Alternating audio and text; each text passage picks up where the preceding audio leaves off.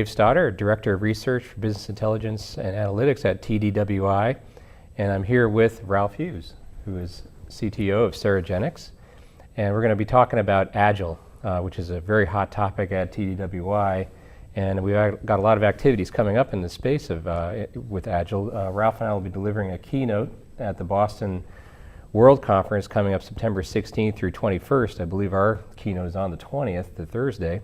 So we'll be talking about Agile, and previous to that, we'll actually have a webinar on August 13th, webinar that will discuss kind of what we're going to talk about at the keynote, the research that we've been doing, and so I'm going to ask Ralph, maybe you can describe, what's going on with Agile and some of the motivations for our research. Yeah, well, I was very pleased to participate with TDWI to define an Agile data warehousing adoption survey. Yep. I was lucky enough to be able to define 10, 13 years ago an Agile approach to data warehousing, and then since 2009, TDWI has been allowing me to share that with the members through classes at the World Conferences. And during those classes, we would have people come up and share with us the fact that they were using Agile for data warehousing in large companies, household names in a wide range of industries. But we wanted to be able to go beyond anecdotes. We wanted to have a broad population responding and telling us what's working, what's not working, and we wanted to be able to quantify those results. Right. Yeah, and we sent the survey out, and really thank you very much to everyone who did participate in the survey. It was about 90,000 people we sent it to, and that all boiled down to a really good set for about 350 respondents. That's right. And Ralph, we got some great data, didn't we?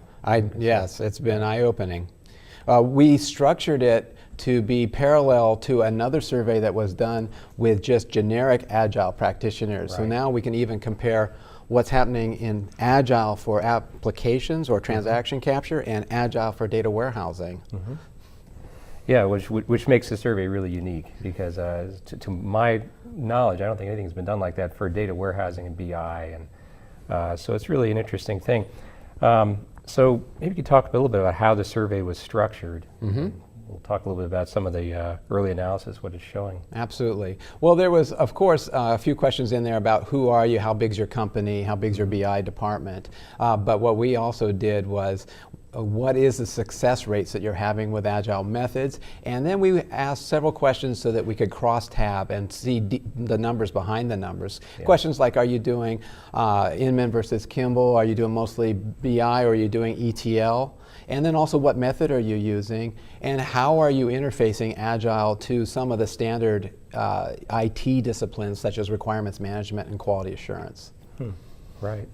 So what have you seen so far in the early analysis? Well, early analysis shows that the data warehousing world is succeeding with Agile methods, just like the transaction capture world was succeeding with them. When we said, is it increasing your productivity? 4 companies to 1 said, yes, it's improved our productivity. 4 to 1 said, yes, it's improved our customer satisfaction. Mm-hmm. And we've gotten similar responses on quality. I was expecting not so much of an improvement on quality just because data warehousing people have to focus on quality to start with. Mm-hmm. But we saw that 6 out of 10 were saying that Agile methods were improving the quality of their results. Mm-hmm. Yeah, that's pretty amazing. I think that's a real reason why it's such a hot concept at TDWI, and a lot of interest in it. And I think some of the real leaders in the industry that's one of their sort of secret weapons right now is Agile. Absolutely. Now, we did see that, like what's happening in the transaction capture world, data warehousing folks are having trouble at times with reducing cost using the Agile methods. Mm-hmm. It's sort of split half and half. Some say costs go down and some say costs go up.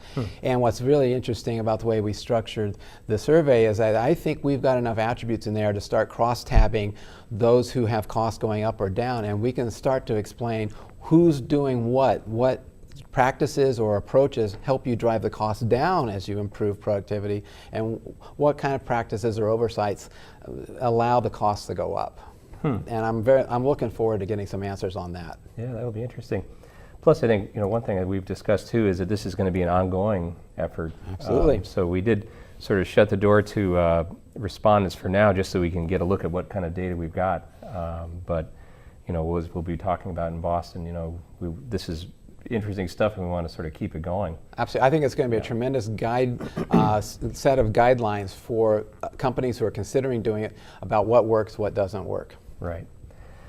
Okay, well, I think you're going to have a lot to talk about in Boston in September, and as well as on August 13th with our webinar to kind of preview what we're going to talk about. So, Ralph, thanks very much. Well, it was my pleasure.